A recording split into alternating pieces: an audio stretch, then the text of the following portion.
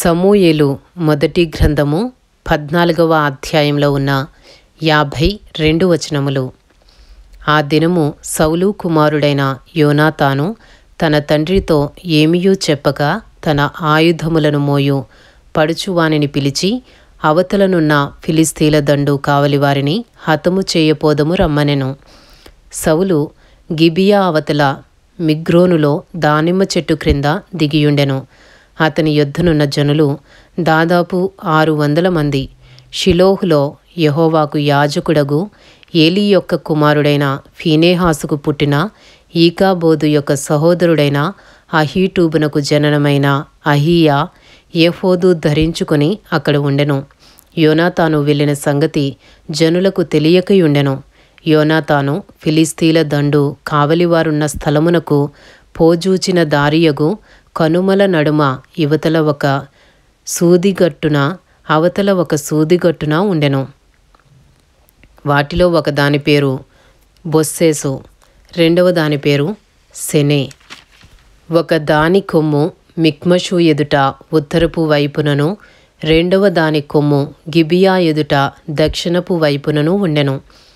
యోనాతాను, ఈ సున్నతి లేని వారి దండు కాపరుల మీదికి పోదము రమ్ము, యెహోవా మన కార్యమును సాగించునేమో, అనేకుల చేతనైనను కొద్దిమంది చేతనైనను రక్షించుటకు యెహోవాకు అడ్డమా అని తన ఆయుధములు మోయువానితో చెప్పగా, అతడు, నీ మనసులో ఉన్నదంతయు చేయుము, పోదము రమ్ము, నీ ఇష్టానుసారముగా నేను నీకు తోడుగా ఉన్నానని అతనితో చెప్పెను. అప్పుడు యోనాతాను, మనము వారి దగ్గరకు పోయి మనలను వారికి అగుపరుచుకొందము, వారు మనలను చూచి మేము మీ యొద్దకు వచ్చు వరకు అక్కడ నిలువుడని చెప్పిన ఎడల వారి యొద్దకు పోక మనమున్న చోట నిలుచుదము. మా యొద్దకు రండని వారి చెప్పిన ఎడల యెహోవా వారిని మన చేతికి అప్పగించెనని దాని చేత గుర్తించి మనము పోదమని చెప్పగా, వీరిద్దరూ తమ్మును తాము ఫిలిస్తీల దండు కాపురులకు అగపరుచుకొనిరి. అప్పుడే ఫిలిస్తీలు, చూడుడి, తాము దాగియుండిన గుహలలో నుండి హెబ్రీయులు బయలుదేరి వచ్చుచున్నారని చెప్పుకొనుచు యోనాతానును అతని ఆయుధములను మోయువానిని పిలిచి, మేము మీకు ఒకటి చూపింతుము రండని చెప్పినప్పుడు, యోనాతాను, నా వెనుక రమ్ము, యెహోవా ఇశ్రాయేలీల చేతికి వారిని అప్పగించెనని తన ఆయుధములు మోయువానితో చెప్పి, అతడును అతని వెనుక అతని ఆయుధములు మోయువాడును తమ చేతులతోనూ కాళ్లతోనూ ప్రాకి ఎక్కిరి. ఫిలిస్తీలు యోనాతాను దెబ్బకు పడగా అతని వెనుక వచ్చు అతని ఆయుధములు మోయువాడు వారిని చంపెను. యోనాతానును అతని ఆయుధములు మోయువాడును చేసిన ఆ మొదటి వధయందు దాదాపుగా 20 మంది పడిరి. ఒక దినమున ఒక కాడి ఎడ్లు దున్ను 1/2 ఎకరము నేల పొడుగున అది జరిగెను. దండులోను పొలములోను జనులందరిలోనూ మహాభయకంపము కలిగెను. దండు కావలివారును దోపుడుగాండ్రును భీతి నొందిరి. నేల అదిరెను. వారు ఈ భయము దైవికమని భావించిరి.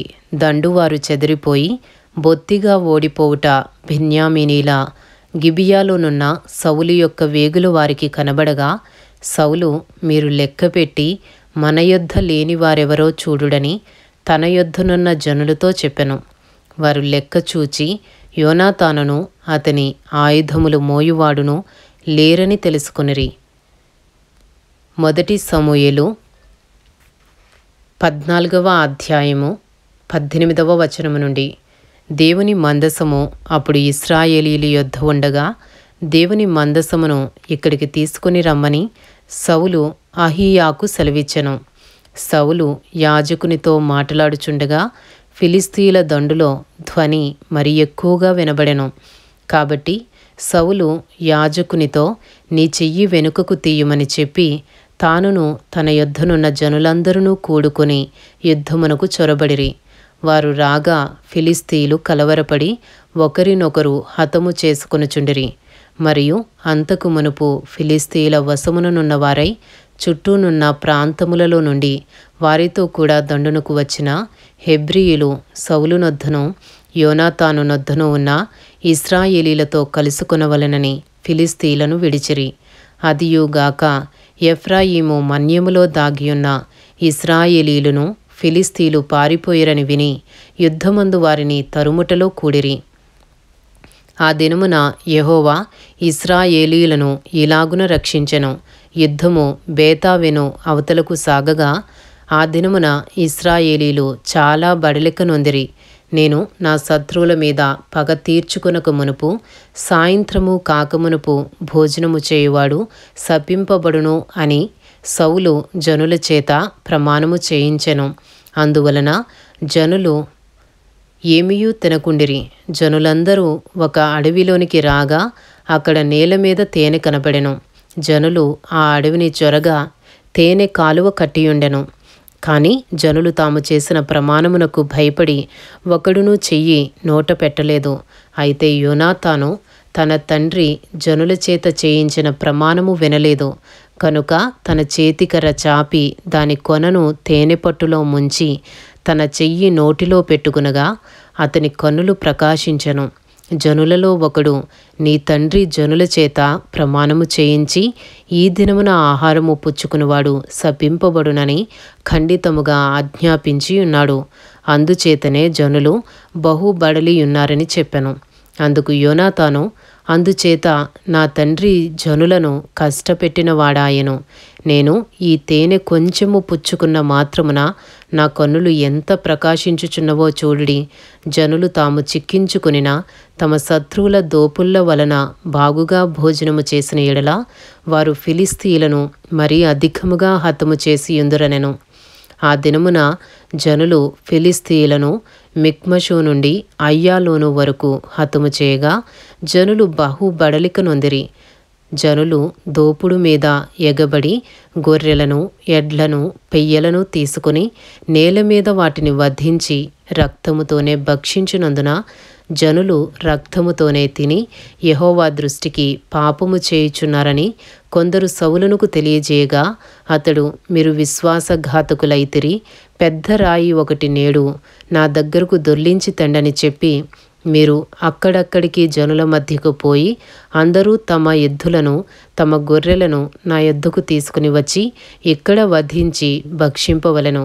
రక్తముతో మాంసము తిని యెహోవా దృష్టికి పాపము చేయుకుడని వారితో చెప్పుడని కొందరిని పంపెను.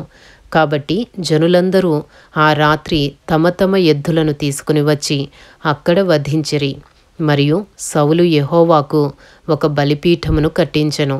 యెహోవాకు అతడు కట్టించిన మొదటి బలిపీఠము అదే. 1 సమూయేలు 14వ అధ్యాయము 36వ వచనము నుండి. అంతటా మనము రాత్రి యందు ఫిలిస్తీయులను తరిమి తెల్లవారు వరకు వారిని కలతపెట్టి శేషించువాడొకడునూ లేకుండా చేతము రండి అని సౌలు ఆజ్ఞ ఇయ్యగా జనులు, నీ దృష్టికి ఏది మంచిదో అది చేయుమనిరి. అంతటా సౌలు, యాజకుడు ఇక్కడనే ఉన్నాడు, దేవుని యొద్ద విచారణ చేయుదుము రండని చెప్పి, సౌలు ఫిలిస్తీయుల వెనుక నేను దిగిపోయిన ఎడల నీవు ఇశ్రాయేలీల చేతికి వారిని అప్పగింతువా అని దేవుని యొద్ద విచారణ చేయగా ఆ దినమున ఆయన అతనికి ప్రత్యుత్తరం ఇయ్యకయుండెను. అందువలన సౌలు, జనులలో పెద్దలు నా యొద్దకు వచ్చి నేడు ఎవరి వలన ఈ పాపము కలిగెనో అది విచారింపవలెను. నా కుమారుడైన యోనాతాను వలన కలిగినను వాడు తప్పక మరణమౌనని ఇశ్రాయేలీలను రక్షించు యెహోవా జీవము తోడని నేను ప్రమాణము చేయుచున్నానెను. అయితే జనులందరిలో అతనికి ప్రత్యుత్తరమిచ్చినవాడు ఒకడునూ లేకపోయెను. మీరు ఒక తట్టునను నేనును నా కుమారుడగు యోనాతానును ఒక తట్టునను ఉండవలెనని అతడు జనులందరితో చెప్పగా జనులు, నీ దృష్టికి ఏది మంచిదో అది చేయుమని సౌలుతో చెప్పిరి. అప్పుడు సౌలు, ఇశ్రాయేలీలకు దేవుడవైన యెహోవా దోషిని కనుపరుచుమని ప్రార్థింపగా సౌలు పేరటను యోనాతాను పేరటను చీటీ పడెను గాని జనులు తప్పించుకొనిరి. నాకును నా కుమారుడైన యోనాతానునకును చీట్లు వేయుడని సౌలు ఆజ్ఞనియ్యగా యోనాతాను పేరట చీటీ పడెను. నీవు చేసినదేదో నాతో చెప్పుమని యోనాతానుతో అనగా యోనాతాను, నా చేతి కర్ర కొనతో కొంచెము తేనె పుచ్చుకున్న మాట వాస్తవమే. కొంచెము తేనెకై నేను మరణమొందవలసి వచ్చినదని అతనితో అనెను. అందుకు సౌలు, యోనాతానా, నీవు అవశ్యముగా మరణమవుదువు. నేను ఒప్పుకొనని ఎడల దేవుడు నాకు గొప్ప అపాయము కలుగజేయునుగాక అనెను. అయితే జనులు సౌలుతో, ఇశ్రాయేలీలకు ఇంత గొప్ప రక్షణ కలుగజేసిన యోనాతాను మరణమౌనా? అదెన్నటికినీ కూడదు. దేవుని సహాయము చేత ఈ దినమున యోనాతాను మనలను జయము నొందించెను. యెహోవా జీవము తోడు, అతని తల వెంట్రుకలలో ఒకటియూ నేల రాలదని చెప్పి యోనాతాను మరణము కాకుండా జనులు అతని రక్షించిరి. అప్పుడు సౌలు ఫిలిస్తీయులను తరుముట మాని వెళ్ళిపోగా ఫిలిస్తీయులు తమ స్థలమునకు వెళ్ళిరి. 1 సమూయేలు 14వ అధ్యాయము 47వ వచనము నుండి. ఈలాగున సౌలు ఇశ్రాయేలీలను ఏలుటకు అధికారము నొందినవాడై నఖముఖాల వారి శత్రువులైన మోయాబీయులతోనూ, అమ్మోనీయులతోనూ, ఎదోమీయులతోనూ, సోబా దేశపు రాజులతోనూ, ఫిలిస్తీయులతోనూ యుద్ధము చేసెను. ఎవరి మీదికి అతడు పోయెనో వారినందరినీ ఓడించెను. మరియు అతడు దండును కూర్చి అమాలేకీయులను హతము చేసి ఇశ్రాయేలీలను కొల్లసొమ్ముగా పెట్టిన వారి చేతిలో నుండి వారిని విడిపించెను. 1 సమూయేలు 14వ అధ్యాయము 49వ వచనము నుండి. సౌలునకు పుట్టిన కుమారుల పేర్లు ఏవనగా యోనాతాను, ఇష్వి, మెల్కీషువా. అతని 2 కుమార్తెల పేర్లు ఏవనగా పెద్దదాని పేరు మేరబు, చిన్నదాని పేరు మీకాలు. సౌలు యొక్క భార్యకు అహీనోయమని పేరు. ఈమె అహిమయస్సు కుమార్తె. అతని సైన్యాధిపతి పేరు అబ్నేరు. ఇతడు సౌలునకు పెనతండ్రి అయిన నేరు కుమారుడు. సౌలు తండ్రియగు కీషును, అబ్నేరు తండ్రియగు నేరును అబీయేలు కుమారులు. సౌలు బ్రతికిన దినములన్నీయు ఫిలిస్తీయులతో ఘోర యుద్ధము జరుగగా తాను చూచిన బలాఢ్యులనందరినీ, పరాక్రమశాలులనందరినీ తన యుద్ధకు చేర్చుకొనెను. ఇంతటితో సమూయేలు మొదటి గ్రంథములోని 14వ అధ్యాయంలో ఉన్న 52 వచనములు పూర్తి చేయబడినవి.